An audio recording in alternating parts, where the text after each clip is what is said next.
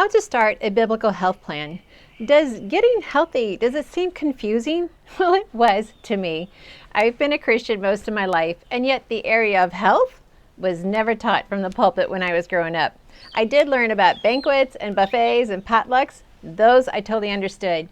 Today, we as Christians, we have the greatest health book ever written. We have the Bible, and yet it's as if it was written in a foreign language. Most people, they don't know how to find the greatest love letter for your health. The answers to pain, inflammation, sleepless nights, weight management, low energy, and anxiety. That's just a short list. However, Jesus came so that you can experience an abundant life. Does the Bible have an emotional and physical health plan that comes alongside that aim? Yes, that answer is totally yes. The recipe for abundant spiritual as well as physical health is in the Bible.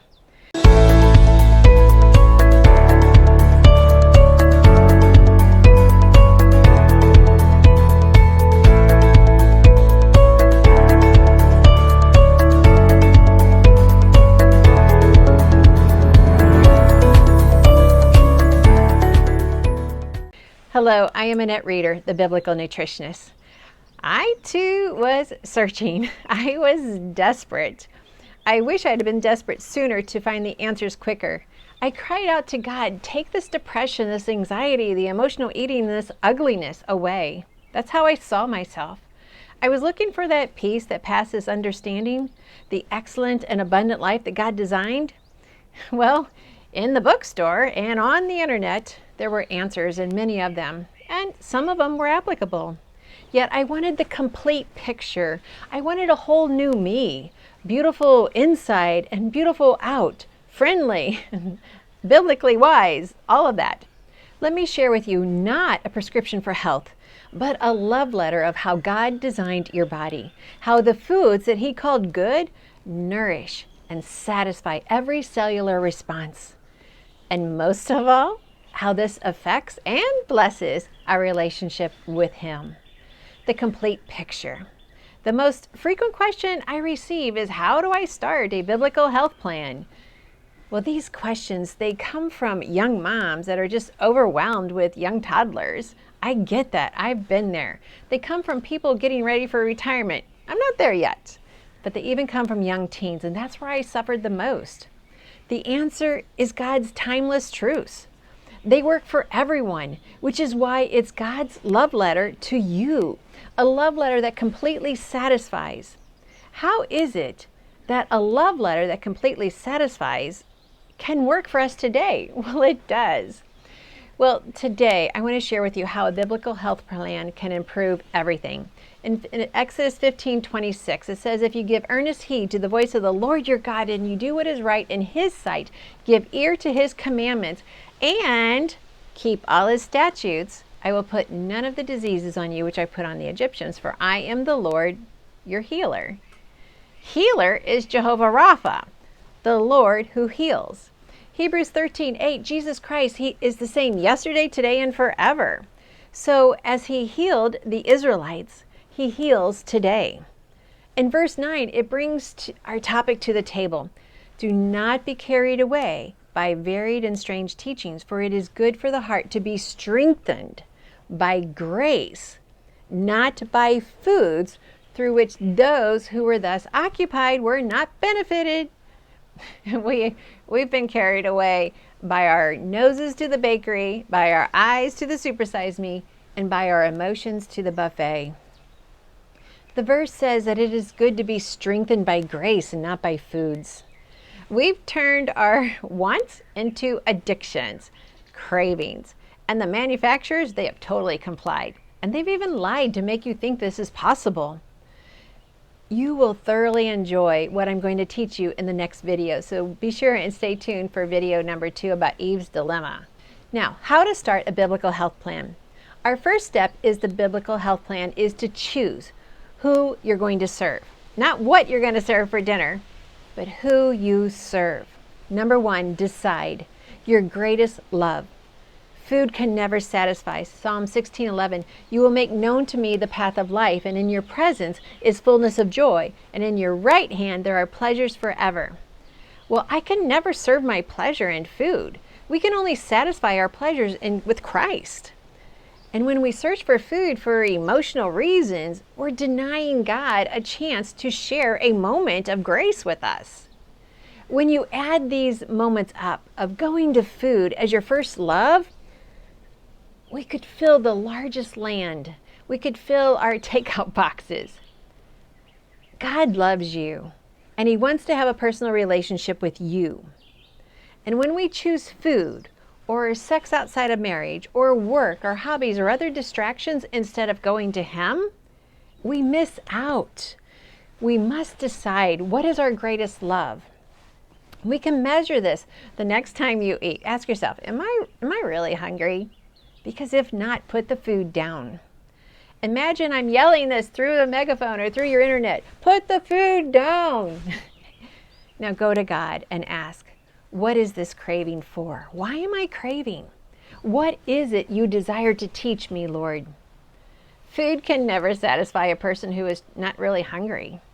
Psalm 16:11, fullness of joy can only be experienced when we go to Him with every craving or emotional challenge. Yes, people hurt us. People are ugly. But food, sex outside of marriage, outside of a God-blessed marriage, or work beyond our normal hours, this is taking us from the fullness of joy that He promised. We're reaching outside His presence. If you want pleasures, it says, in your right hand there are pleasures forever. These are pleasures just for you. They will satisfy. Sex outside of marriage never satisfies. Abortion never calms the heart of an unplanned pregnancy. Work can never satisfy unless it is where God has you serving. Sadness, loneliness, depression, anger, anxiety, these emotions will never go away with food, sex, or work. They are only stuffed deeper into our soul. God's love is the only key to being set free. And He designed every cell in your body to recognize His love.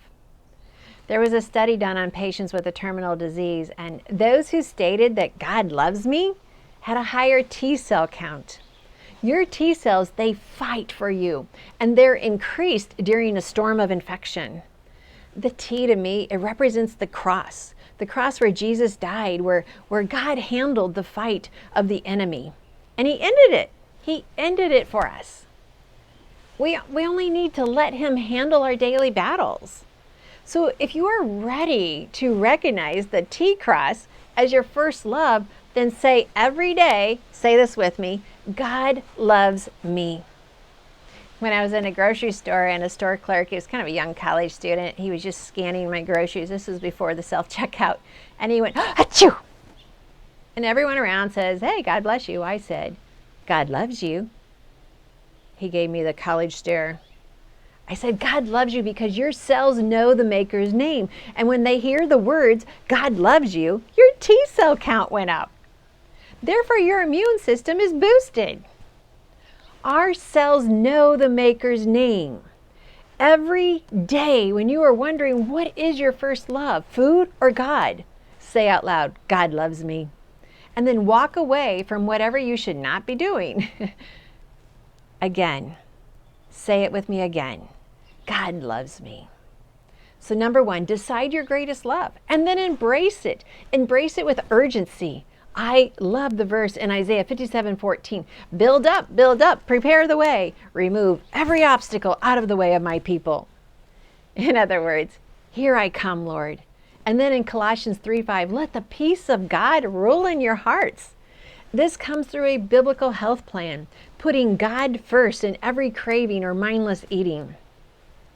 On our website, we have a page to just help you learn more about God's love. This is a very important step that you have to take first. Step 2, our beliefs determine our behavior. When we think, I can't lose weight, I always have been overweight, my pain will never leave me, they don't know what I've been through, God wasn't there when... These thoughts and beliefs, they stymie your health.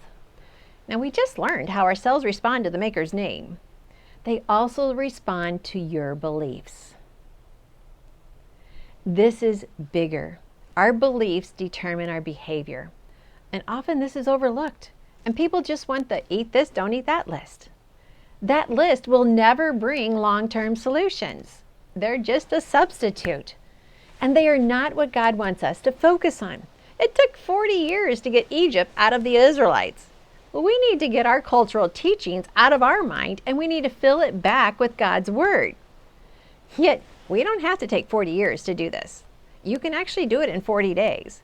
I actually wrote a course, 40-Day Transformation, and it's at our Biblical Nutrition Academy site. You could check that out. 40 days to help you unlearn what you've been following and start learning God's truths. When beliefs agree with God's word and we're speaking it out loud daily, Joel 3:10 says, "Let the weak say, I am strong." As we state God's word and believe in our heart, our actions, our behavior, they're going to start to be in line with how God designed your body to be fed. Beliefs determine behavior. We eat when we are hungry, and we stop when we're satisfied. That's what it was designed for. Now, if you're up for an impactful challenge, our Inner Circle coaching program has a Change Your Beliefs About Food in 40 Days challenge. I highly recommend you check that out.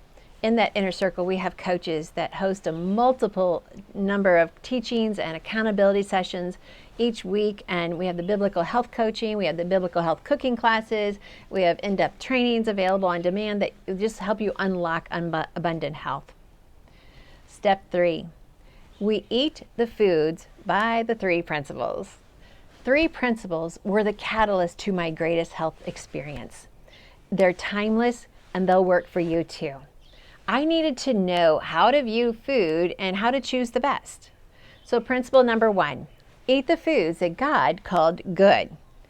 God created us in his image. And I love hearing about new discoveries of the body and how scientists are trying to explain it away through evolution.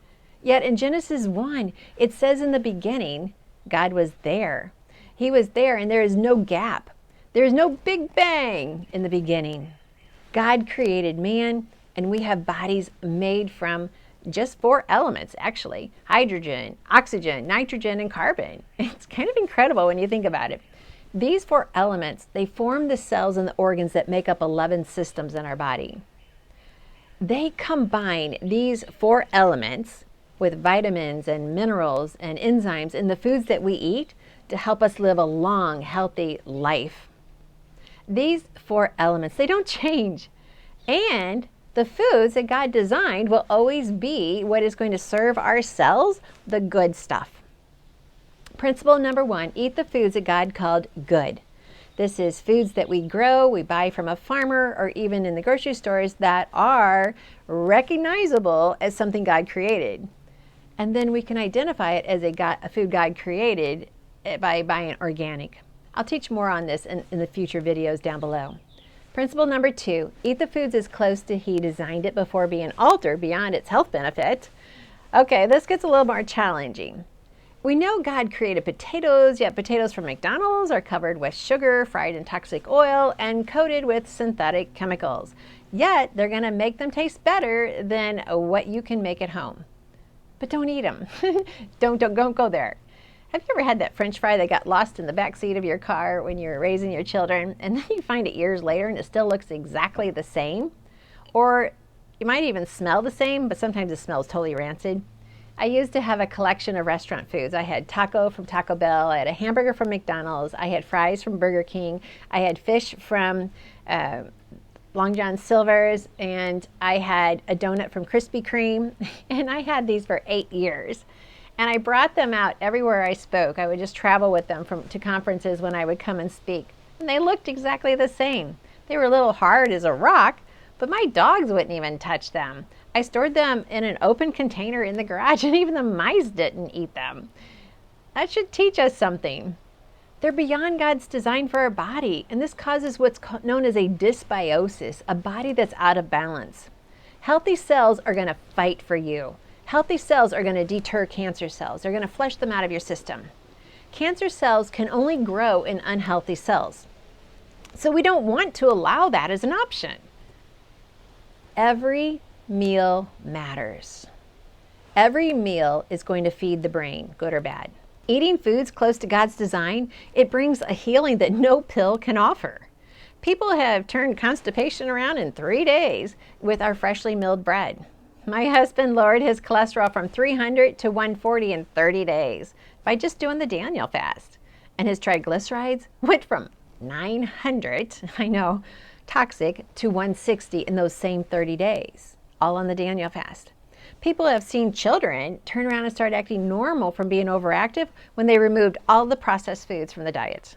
Warts, gone. Sleeplessness, gone. Anxiety, gone. Mental fog, gone. This is the value of God's love. He designed foods that our cells know and love. Cells then respond by removing the toxins and the viruses from our body. This is the design of a God who loves you. It's not a mad scientist. That is the chapter in God's love letter to you. Science experiments are never going to bring the cells what God designed. This is all taught in the Treasures of Healthy Living Bible study. You can read this as a book, you can study it as a full course in our Biblical Nutrition Academy, or you can lead it as a course in your church. We have all the tools necessary to help you do that. Check out Biblical Wellness Ministry website.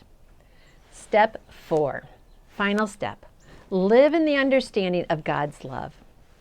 Psalm 121:8, the Lord will guard your going out and your coming in from this time forth and forever.